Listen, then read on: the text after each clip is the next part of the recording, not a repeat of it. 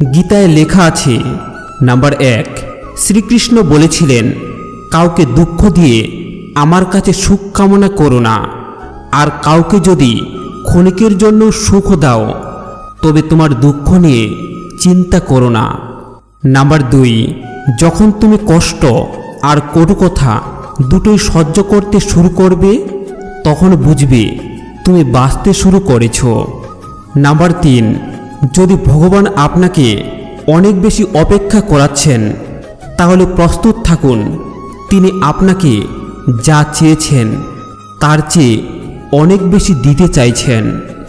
যদি কেউ অধর্ম করে আর সে শক্তিশালী হয়, তাকে হারানো কঠিন বলে মনে হয়, তাহলে বুদ্ধির প্রয়োগ করুন, ছলের প্রয়োগ করুন, যেমনটা শ্রীকৃষ্ণ মহাভারতে করেছিল বড় বড় যোদ্ধাদের সাথে। কারণ অধর্মকে বিনাশ করতে এটা কোনো অধর্ম নয়। সৃষ্টিকর্তা কাউকে ঠকায় না। নাম্বার 1, যাকে লম্বা আয়ু দেয়নি তাকে স্মরণীয় হওয়ার বরদান দিয়েছেন। নাম্বার 2, যাকে গায়ের রং দেননি তাকে মায়াভরা চেহারা দিয়েছেন। নাম্বার 3, যাকে ঘন কালো চুল দেননি তাকে সুন্দর চোখ দিয়েছেন। নাম্বার 4, কাউকে অসম্ভব সুন্দর বানিয়েছেন তো কাউকে দিয়েছেন অসাধারণ গুণ। যারা জীবনকে নিয়ে বেশি চিন্তা করেন তারা এই 8টি কথা জেনে রাখুন। নাম্বার 1, নিজেকে নিয়ে বেশি চিন্তা ভাবনা করবেন না, কারণ ভাগ্যে যা আছে সেটাই হবে, তার থেকে বেশি চাইলেও হবে না। নাম্বার 2, সুখের দাম খুব বেশি না, তবে মানসিক শান্তির দাম অনেক বেশি, যা অর্থ দিয়ে কেনা যায় না। নাম্বার 3, নুপুরের দাম 1000 টাকা, কিন্তু তার স্থানে পায়ে। টিপের দাম 1 টাকা হলেও তার স্থান কপালে। নাম্বার 4, ইতিহাস সাক্ষী আছে নুনে কখনো পোকা ধরেনি, কিন্তু চিনিতে তো প্রতিদিনই ধরে, পিঁপড়েরাও ছাড়ে না।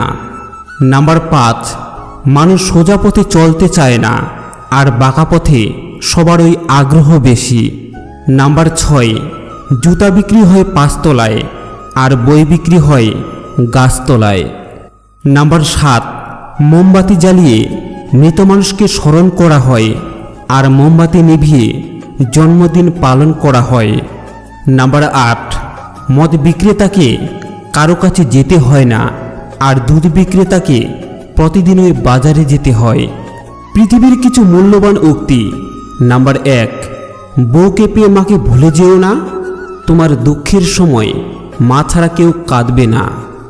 নাম্বার 2, যে অন্য কারো খুশি ছিনিয়ে নেয় তার সুখের মেয়াদ বেশি দিন হয় না। নাম্বার 3, একটি অচেনা পথে কয়েকবার হাঁটলে সেই পথটি চেনা হয়ে যায়, কিন্তু মানুষকে যুগ যুগ ধরে দেখে আসলেও মানুষ চেনা বড় দায়। নাম্বার 4, তীরটা পিঠে ঢুকে বুক দিয়ে বের হয়ে গেছে, একটুও ব্যথা পাইনি। ব্যথা তো তখনই পেয়েছি যখন দেখলাম তীরটা পেছন থেকে খুব আপন মানুষ মেরেছে। সবাই বলে বাবা মায়ের কাছে নাকি সব ছেলেরাই সমান, কিন্তু আদতে যে ছেলে বেশি করে ইনকাম বাবা মা তারই করে গুণগান।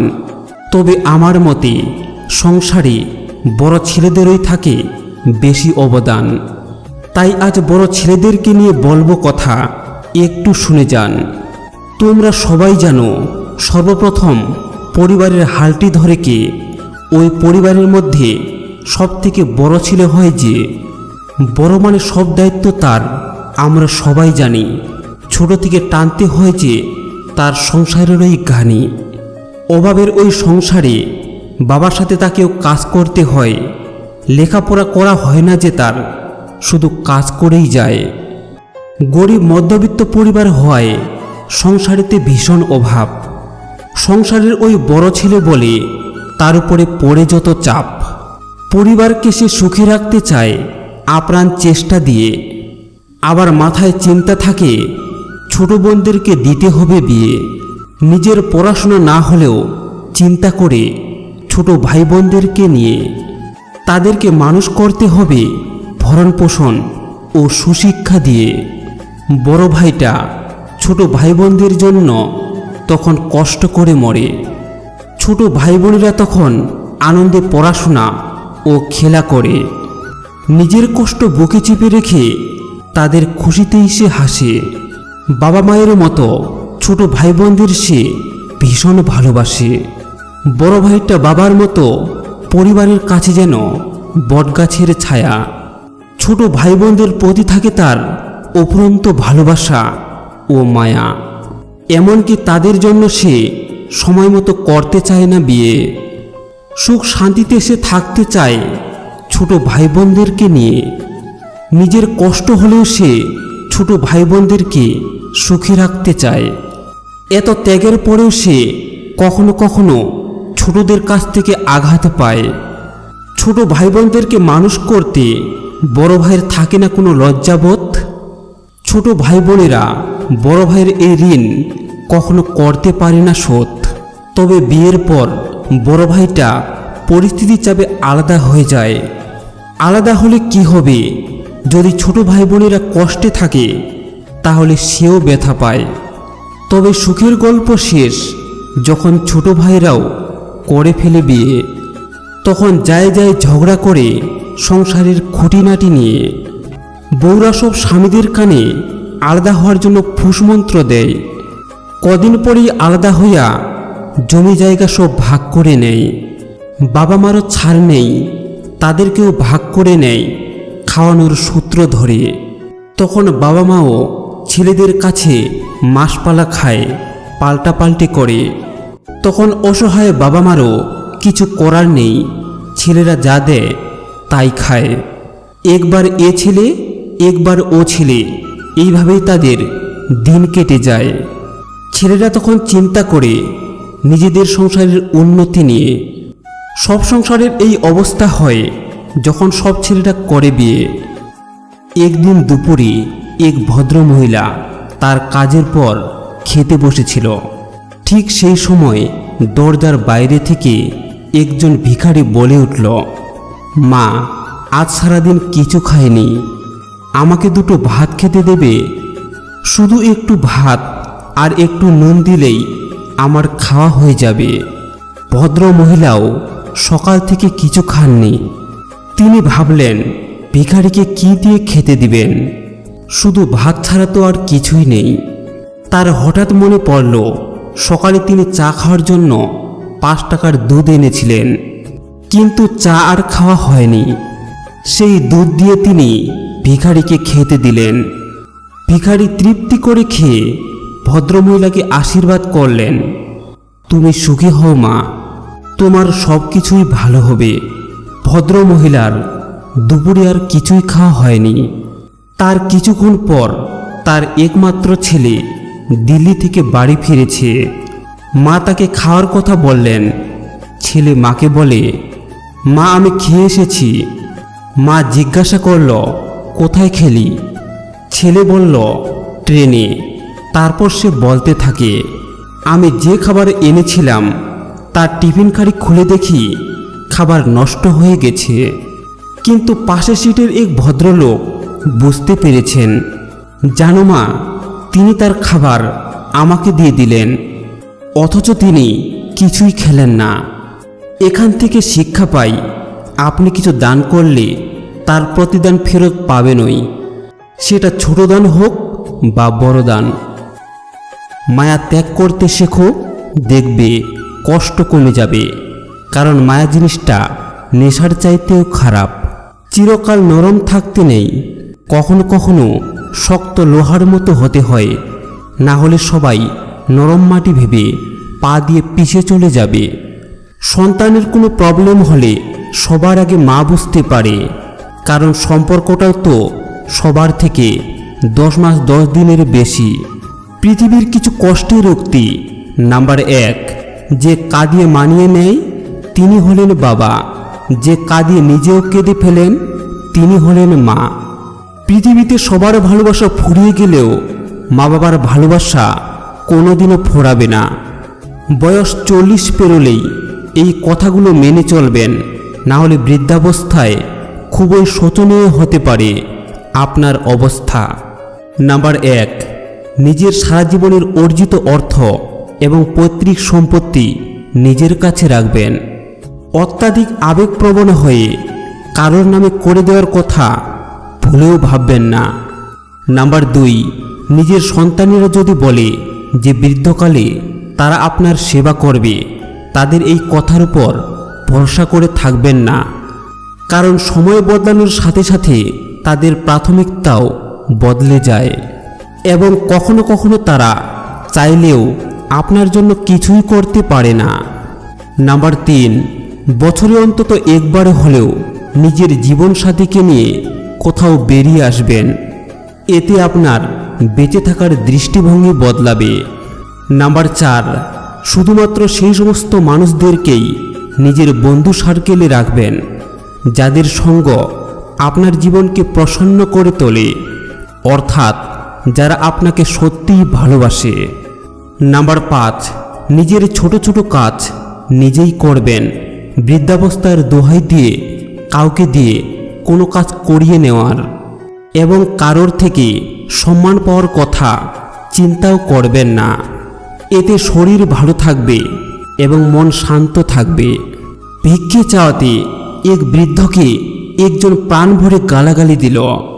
পরিশেষে বৃদ্ধ তাকে বলল, ভাই, একটা প্রশ্নের উত্তর দেবে? লোকটি বলল, বলুন। বৃদ্ধ জিজ্ঞাসা করল, তুমি আমাকে একটি আম দিলে, আমি যদি না নিতে চাই তাহলে সেটি কার কাছে থাকবে? লোকটি বলল, আমার কাছে থাকবে।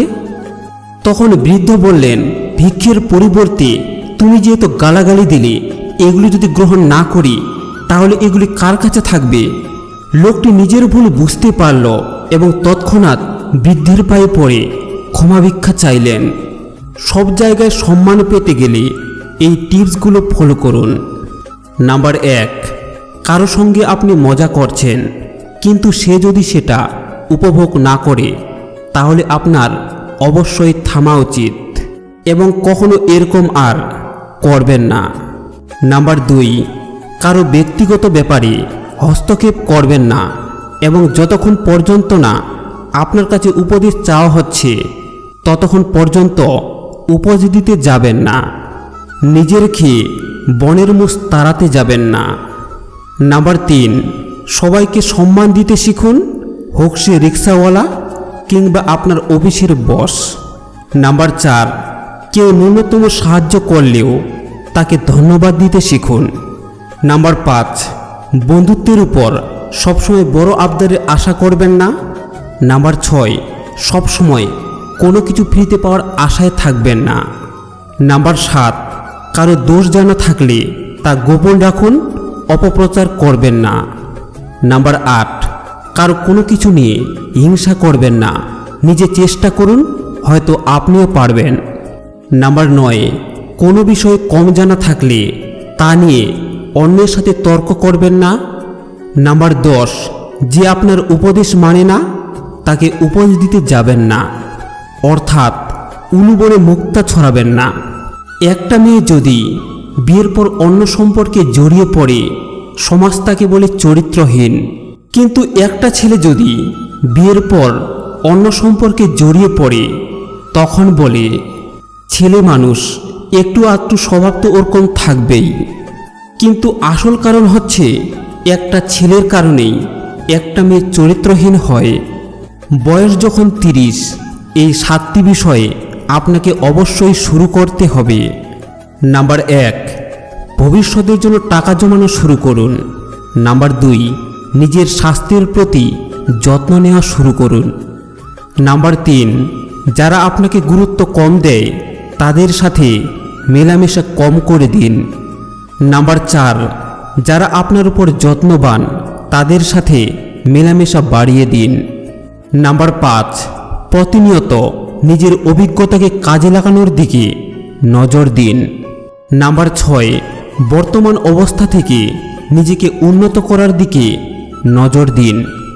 নাম্বার 7, সবচেয়ে গুরুত্বপূর্ণ, সবসময় নিজের প্রতি এবং কাছের মানুষের প্রতি সদয় থাকবেন।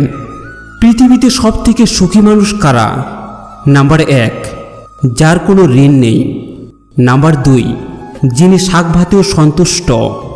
নাম্বার 3, যার মধ্যে কোনো লোভ লালসা নেই।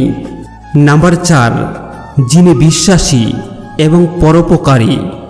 নাম্বার 5, যিনি অন্যের সুখ দেখে সুখী এবং অন্যের দুঃখ দেখে কষ্ট অনুভব করেন। নাম্বার 6, যার মধ্যে কোনো ধরনের হিংসা নেই। কথাগুলো কি আসলেই সত্য? নাম্বার 1, অবহেলার সন্তান সবসময় ভালো হয়। নাম্বার 2, আদরের সন্তান বেশিরভাগই অসুস্থ হয়।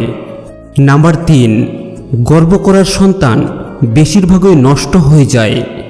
নাম্বার 4, শিক্ষিত সন্তান বাবা মায়ের থেকে বেশিরভাগই দূরে থাকে। নাম্বার 5, মূর্খ সন্তানরাই বাবা মায়ের পাশে থাকে। নাম্বার 6, বাবা মায়ের অসুস্থতার সময় গরিব সন্তানরাই তাদের সেবা করে। বুদ্ধিমান মানুষেরা এই 5টা কথা কাউকে বলে না। নাম্বার 1, কারো সম্পর্কে সমালোচনা করে না। নাম্বার 2, কখনো কারোর কথায় তর্ক করে না। নাম্বার 3, নিজের ঘরের কথা কখনো কারো সাথে আলোচনা করে না। নাম্বার 4, নিজের দুঃখ কষ্টের কথা কাউকে বলে না। নাম্বার 5, কখনো কারো সাথে চিৎকার করে কথা বলে না। বর্তমান সমাজ এখন এমন একটা জায়গায় চলে গেছে যেখানে তুমি ভুল পথে হাঁটলে সবাই খুশি, কিন্তু যখনই ঠিক পথে চলতে শুরু করবে তখনই সকলের সমস্যা শুরু হবে। একটু ধনী হয়ে গেলেই আমরা গরিব মানুষদের তাচ্ছিল্য করি, কিন্তু আমরা ভুলে যাই যে অহংকার পতনের মূল। মনে রেখো, ঘুড়ি যত উপরে উঠুক না কেন, লাটাইধারী কিন্তু যে কোনো সময়ে তাকে নিচে নামিয়ে দিতে পারে। নদীর জল মিষ্টি কারণ এটি সমুদ্রকে জল দিতে থাকে। সমুদ্রের জল লবণাক্ত কারণ এটি সর্বদা জল নিতে থাকে। ড্রেনের জল দুর্গন্ধযুক্ত হয় কারণ এটি সবসময় স্থির থাকে। এটাই জীবন। দিতে থাকলে সবার কাছে মিষ্টি হবেন, নিতে থাকলে তেতো হবেন, আর থেমে থাকলে সবার কাছে অকেজো হয়ে যাবেন। পুরুষ হলো কয়লার মতো, দাম কম কিন্তু কাজে লাগে বেশি। আর নারী হলো স্বর্ণের মতো, কাজে লাগে কম কিন্তু কদর বেশি। পুত্র সন্তান হলো বৃক্ষের মতো, বর্তমানের থেকে ভবিষ্যতে কাজে লাগে বেশি। কন্যা সন্তান হলো টাকার মতো, সারা জীবন কাছে রাখা যায় না, তবু তার মায়া বেশি।